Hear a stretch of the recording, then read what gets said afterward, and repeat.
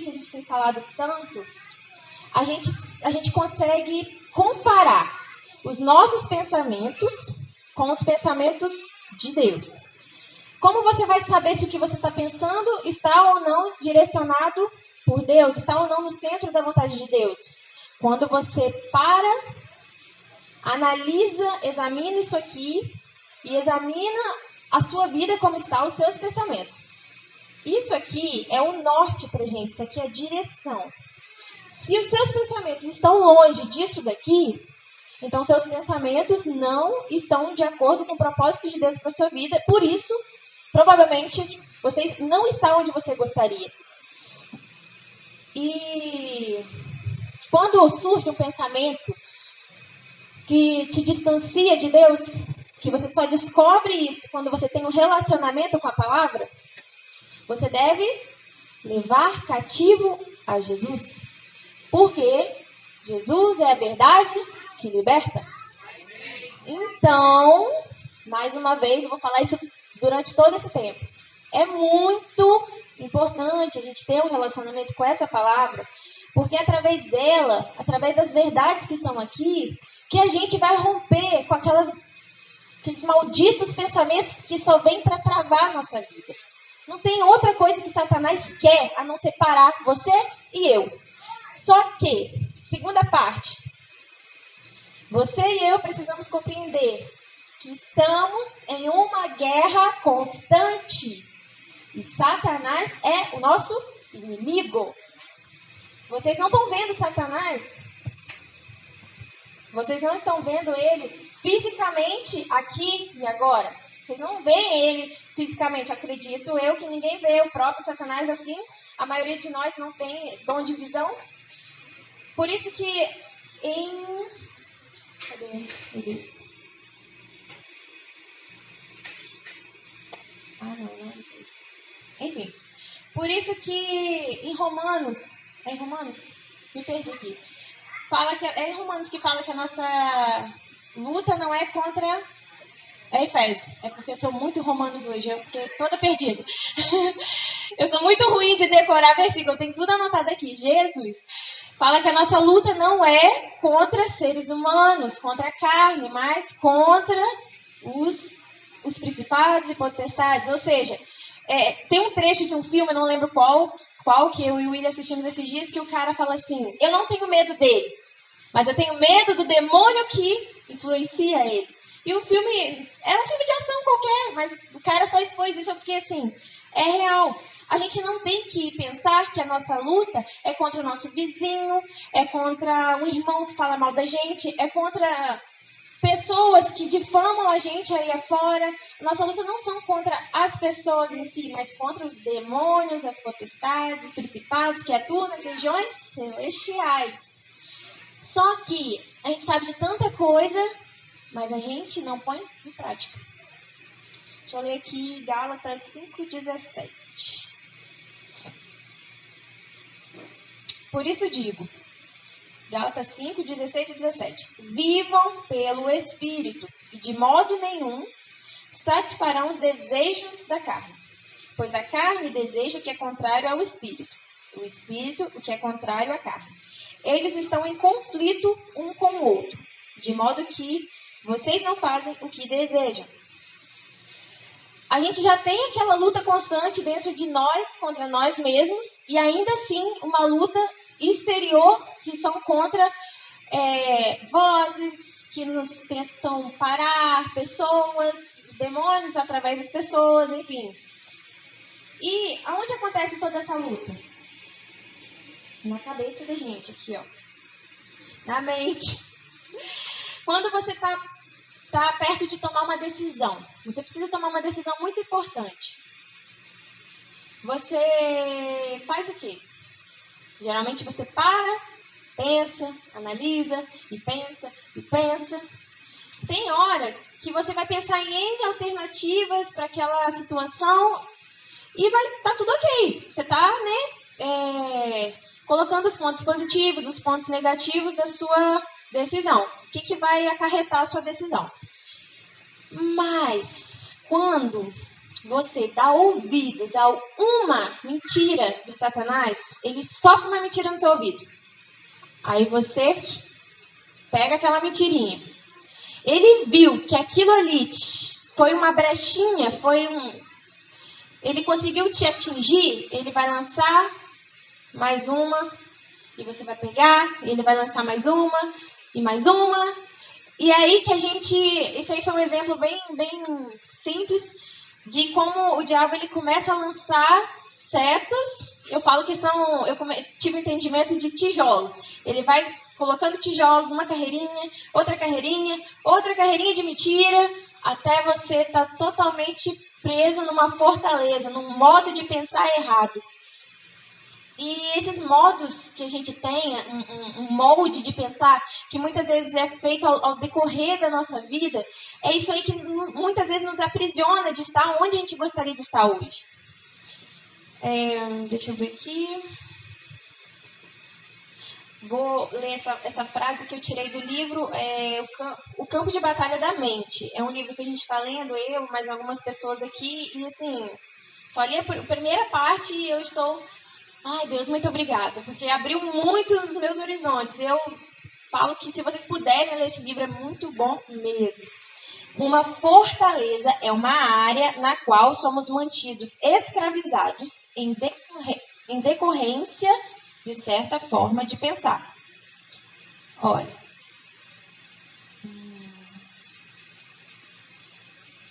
Romanos 8,6 diz: a mentalidade da carne é morte, mas a mentalidade do espírito é vida e paz.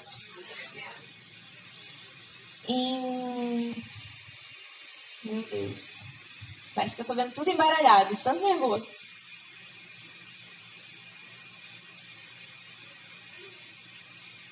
Era essa mesmo.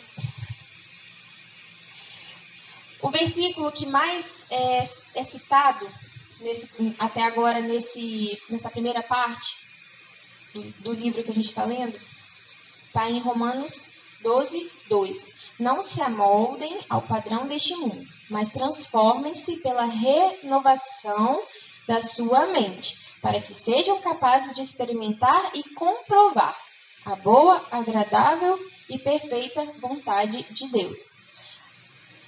A gente só vai conseguir destravar as nossas pernas, destravar aquilo que Deus tem para nós, quando a gente deixar o próprio Deus renovar a nossa mente. Eu escrevi uma coisa aqui. Nós lutamos uma guerra onde a gente já tem a vitória. Então, para que eu estou nessa guerra se eu já tenho uma vitória? Porque falta o bendito entendimento. Por que a gente sofre? Por que a gente tem lutas? Por que a gente tem dúvidas, medos, problemas, aflições? Simplesmente porque a gente se aprisionou ao longo do tempo, muitos de nós, em opiniões já formadas desde a infância, e vem carregando aquilo, e as fortalezas vão sendo erguidas, e você não consegue declarar essa vitória. O que é essa vitória? É o que Cristo fez na cruz por nós. Quando ele carregou a cruz, e a palavra fala que sobre as pisaduras dele nós fomos sarados, ele levou nossas enfermidades, nossos pecados, levou tudo isso de ruim que a gente vive hoje. Se a gente não toma posse disso, a gente continua preso nisso. É aquela coisa, quando você vê alguém que está passando um perrengue na vida, mas está sorrindo à toa. Essa pessoa é doida? Para o mundo, essa pessoa é doida. Mas, para a gente que tem o entendimento do sacrifício de Cristo na cruz, que ele levou sobre si as nossas dores, quando a gente toma posse disso, a gente tem esse entendimento, a gente vive uma vida feliz, uma vida de esperança. Eu vou contar rapidamente um trecho de uma ilustração para vocês entenderem sobre como pode ser formada uma fortaleza na mente. Talvez vocês consigam mentalizar algo que já aconteceu ou que acontece na vida de vocês.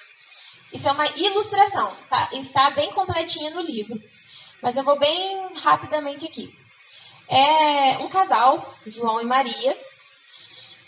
Eles eram casados, tinham filhos, viviam num lar infeliz. Havia muita discórdia no lar deles. Os filhos estavam refletindo, essa discórdia toda era refletida na escola, nos trabalhos escolares, então estava afetando os filhos também, toda essa discórdia, todo esse problema. E eles eram cristãos. Eles eram cristãos e viviam num lar de discórdia. E por quê? Que se eles eram cristãos, eles viviam num lar onde reinava esse ambiente pesado, triste. Maria, quando era criança, desde a sua infância, ela passou a vida sendo espancada pelo pai, simplesmente porque ele estava de mau humor, ele chegava, espancava ela, batia na mãe, tratava elas como as piores pessoas dentro de casa, onde deveria um pai, né, abraçar e cuidar de um filho, ele maltratava as duas. Porém, ela tinha um irmão e o irmão dela, para o pai, era perfeito. E Satanás começou desde a infância que os homens são todos iguais, que os homens são mandões, são machões, que se você fosse homem, Maria, se você fosse homem, você estava com a sua vida feita. Os homens são assim mesmo e eles vão continuar sendo assim. E ela foi, no decorrer da vida dela, até quando ela teve, né, a oportunidade de se casar, sendo bombardeada com esses pensamentos. Imagina, você passar uma vida de sofrimento ainda ouvindo esses pensamentos milhares e milhares de vezes. Você não construiu uma fortaleza, não. Você construiu várias fortalezas na cabeça do ser humano. Maria saiu de casa para casar com um pensamento. Na verdade, antes de se casar, ela tinha formado um pensamento dessa forma. Quando eu sair de casa, nenhum homem vai mandar em mim. Quando eu sair de casa, nenhum homem vai mandar em mim. E Maria era briguenta com João, ela era aquela mulher submissa, ela queria tomar conta de toda a casa, das finanças, dos filhos. Ela era autoritária, ela estava querendo tomar o lugar de João dentro do lar. E a gente, como cristão, que conhece a palavra, segundo a palavra, o homem é a autoridade dentro do lar, ele é o cabeça, ele deve amar a esposa assim como Cristo ama a igreja. E a gente segue esses princípios, a gente entende que se a gente seguir de fato isso, a mulher ser submissa ao esposo, a mulher auxiliar o seu esposo, isso faz parte de uma vida de humildade, uma vida do cristão, a gente sabe. Só que Maria não cresceu com esse entendimento, ela cresceu com o entendimento totalmente contrário a isso. E, beleza, vamos para João. João não era barraqueiro igual Maria, João não era briguento igual Maria. João era aquele homem quieto, omisso. Tudo que Maria falava, ele abaixava a cabeça e concordava. Tá bom, beleza. Ele não usava da autoridade que ele tinha dentro da casa. Não de ser um machão, de ser autoritário, mas de colocar a casa em ordem, como um bom esposo, como a Bíblia fala. Por isso que eu estou falando, como a Bíblia ensina. Não como o padrão do mundo, entendeu? E João, enquanto Maria queria confusão, ele evitava confronto. Mas por quê? João, quando era criança, sofreu muita rejeição da mãe. E ele tentava de todas as formas agradar a mãe dele, mas a mãe dele sempre renegava. E quando ele preparava alguma coisa legal para entregar à mãe, algumas vezes ele caía e quebrava aquele presente. E ela falava, tá vendo? Você faz tudo errado. Você não vai dar em nada na vida. Sempre falou palavras de negação para o filho. E ele cresceu ouvindo esse tipo de palavra. E também chegou a fase da escola, teve uma fase de rejeição na escola, que tinha amigos que não queriam se aproximar dele. E no último ano da escola, ele se apaixonou por uma menina, mas a menina não quis nada com ele. Então, João foi um cara assim que preferiu ficar quieto, ficar na dele. E quando tinha alguma situação que ele tentava falar, as pessoas reprimiam, não ouviam a ele. Então, ele cresceu muito assim, omisso, muito quieto, tímido, oprimido. Ele pensava, o pensamento dele era: eu não vou falar nada, porque tudo que falo, as pessoas não ouvem. Então, é melhor eu ficar quieto e evitar qualquer coisa.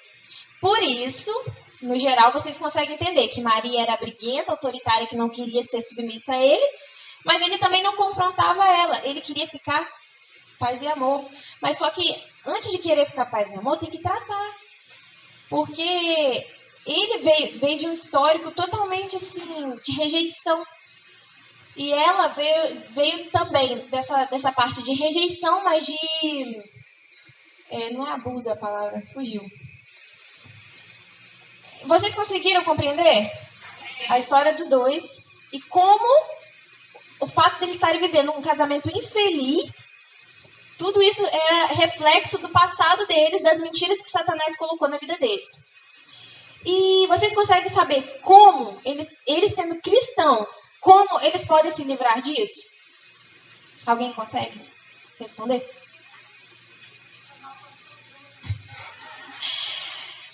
É o que eu tenho falado aqui desde o início. João 8:32. E conhecerão a verdade, e a verdade os libertará. A partir do momento que eles continuarem buscando a Deus, Maria, ela tentava, mas ela não tinha força. Ela queria, mas ela não conseguia. Mas, por isso eu falo, a gente tem que persistir. Se eles se aprofundarem em conhecer a verdade que liberta, com certeza essas coisas do passado vão sendo desencavadas e eles vão conseguir a libertação.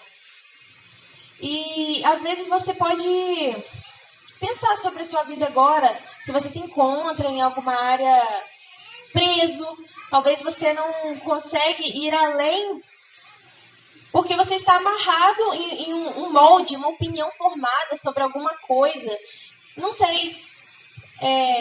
A gente se prende muito fácil nos pensamentos. É muito fácil você cair numa armadilha de Satanás por causa de pensamentos. Por isso a gente tem que estar sempre vigilante.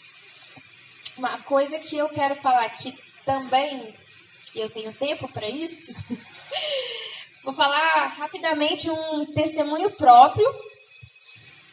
E o William não tá aqui, mas eu perguntei a ele se tinha problema em falar, ele falou que não.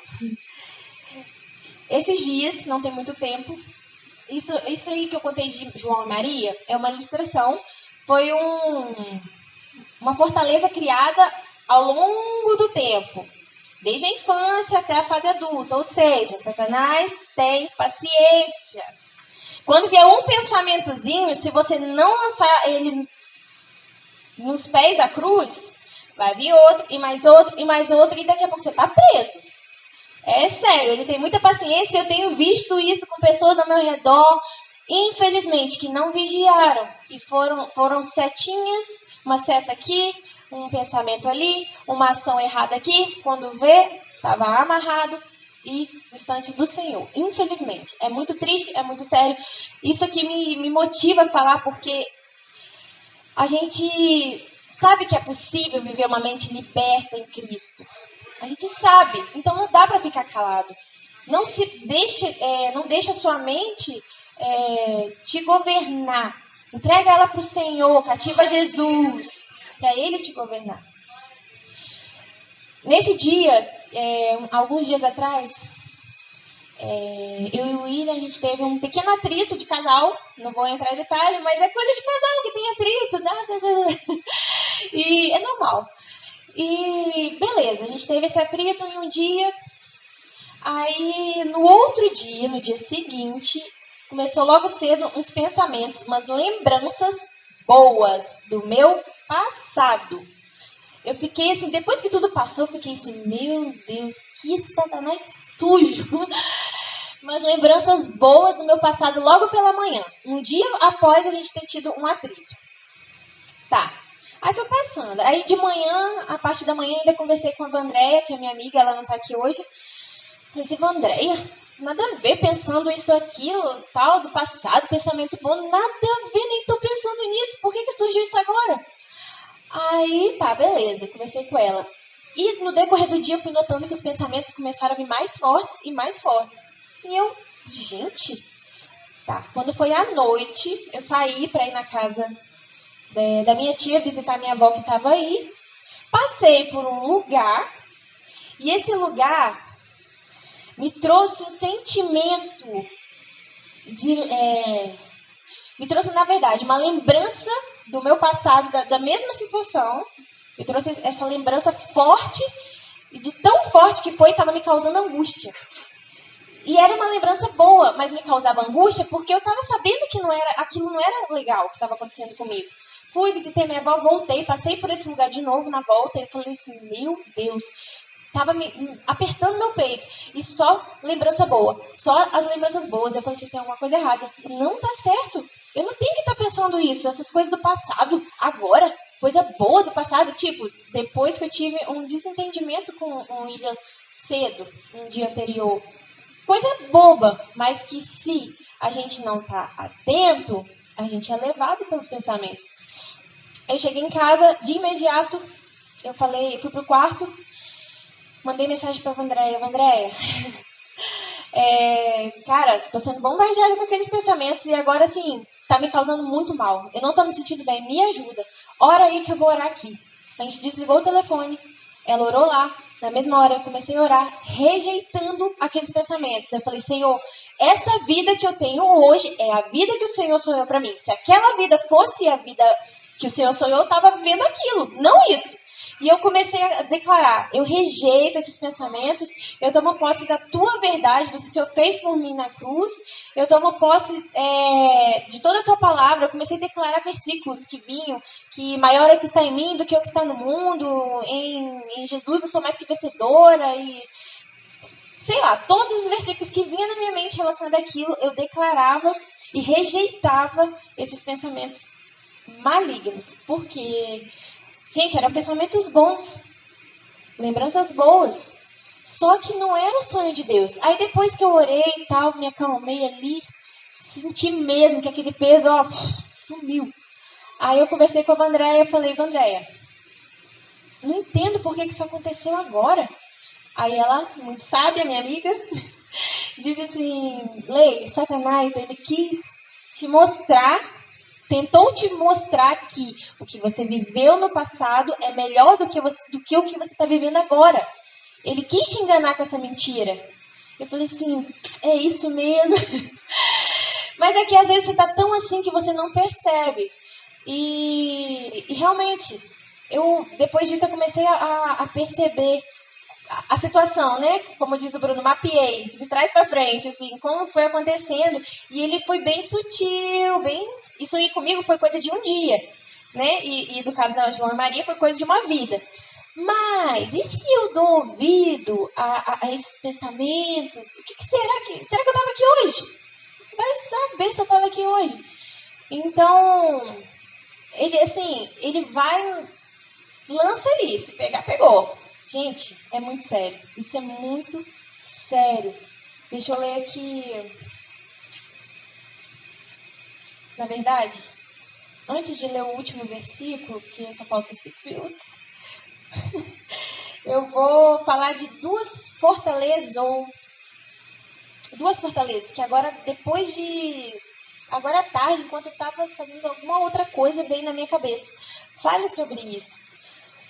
E eu tipo assim, ficava, Senhor, antes de concluir o meu esboço, eu ficava assim, Senhor, o que eu vou falar? Me dá exemplos, me dá coisas, e não surgia nada. E quando eu falei pro Bruno, eu vou falar, eu vou levar a palavra hoje, começou a brotar as coisas assim, graças a Deus na mente, que ele traz, pra gente poder compartilhar às pessoas aquilo que tá no coração dele, que ele quer despertar a gente.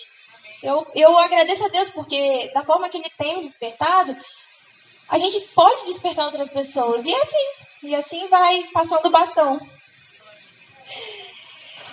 Uma fortaleza que o Senhor colocou no meu coração, a fortaleza do nada a ver. Isso foi bem rápido, assim, eu tava lavando louça, eu acho, assim, nada a ver. Fortaleza do nada a ver. Mas, cara, eu comecei a pensar quantas coisas a gente fala que não tem nada a ver, cria uma parede de tijolos.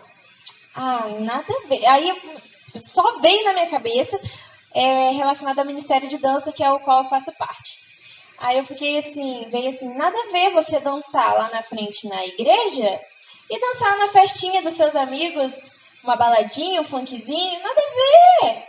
Aí eu fiquei assim, Senhor, mas eu acho que isso aí não tem nada a ver eu falar lá, né? O pessoal vai falar que as meninas do ministério vão falar que eu tô chamando a atenção delas. Mas não é. Aí, enquanto eu tava pensando sobre isso, se realmente eu deveria falar ou não, se realmente eu deveria falar ou não, o Senhor me fez pensar o seguinte. Quando você ensaia em casa, Leio, você ensaia com o quê? Quando você vai treinar? Aí com louvor.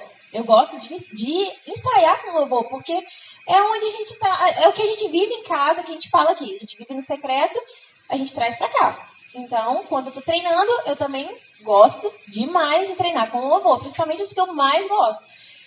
Aí, cara, Deus é muito incrível. Ele me fez pensar da seguinte forma. Quando você vai ministrar lá na frente, ou quando você está ensaiando na sua casa, você pede o quê? Eu peço que o Espírito Santo me dê capacidade, que o Espírito Santo me ajude, que o Espírito Santo dance comigo, que o Espírito Santo me conduza na dança. Isso é o que eu peço. E eu acho que as meninas também devem pedir isso, né? Ou qualquer um de nós, se for fazer qualquer outra coisa na igreja. Mas aí Deus ministrou assim no meu coração. Se você vai treinar na sua casa, ensaiar, né? Algum passo, algum movimento. E você ensaia, treina, dança com movimentos profanos, ouvindo músicas profanas, quem que vai estar conduzindo essa dança? Eu fiquei assim, gente, eu não posso estar espiritualizando tanto, mas eu também não posso rejeitar esse pensamento. Porque da mesma forma que o Espírito Santo conduz, a gente pede para ele conduzir a gente aqui na dança, se a gente está ouvindo músicas profanas e dançando essas músicas, qual é o Espírito que vai estar dançando com a gente? É o Espírito Santo? Eu acho que não é. Então, o nada a ver é uma fortaleza muito séria. Isso aqui só foi o único exemplo que veio na minha cabeça do nada a ver, mas tem um monte de nada a ver. Se eu for perguntar aqui, cada um vai falar alguma coisa. Nada a ver. Nada a ver. Não vou falar, deixa eu falar. Não vou falar. Vocês fiquem com os nada a ver de vocês. Quando vocês falarem nada a ver, vocês parem e pensem. Calma aí, esse nada a ver. Eu posso me basear na palavra de Deus ou não? E a outra fortaleza, que essa daí foi a última coisa que o Senhor ministrou no meu coração agora de tarde, eu fiquei assim, meu Deus, fortaleza da incredulidade. Eu algumas vezes nos últimos cultos, durante a intercessão aqui, está acontecendo algum movimento aqui, aquele dia da vigília que teve o corredor, quando alguém está orando por alguém, algumas vezes o Senhor me despertou para orar repreendendo a incredulidade. E eu oro. Senhor, rejeite os pensamentos de incredulidade em nome de Jesus e tal. E eu falei assim, aí o Senhor começou a ministrar no meu coração agora, à noite, agorinha, sobre isso. O que isso tem a ver com uma mentalidade? Às vezes você está dentro aqui da igreja, está vendo fogo descer, está vendo as pessoas chorando e orando, aí você está só olhando e Satanás vem. Isso aí é mentira. Isso aí está chorando. Está enganando você. Isso aí, Espírito Santo? É nada. Isso aí é só... É como fala, oba-oba. Aí você é uma pessoa incrédula nesse quesito, você começa a olhar aquilo e deixa as vozes, né? Não, isso aí, meu Deus do céu, mentira pura. Esse pessoal fica aí, ó, pulando aqui.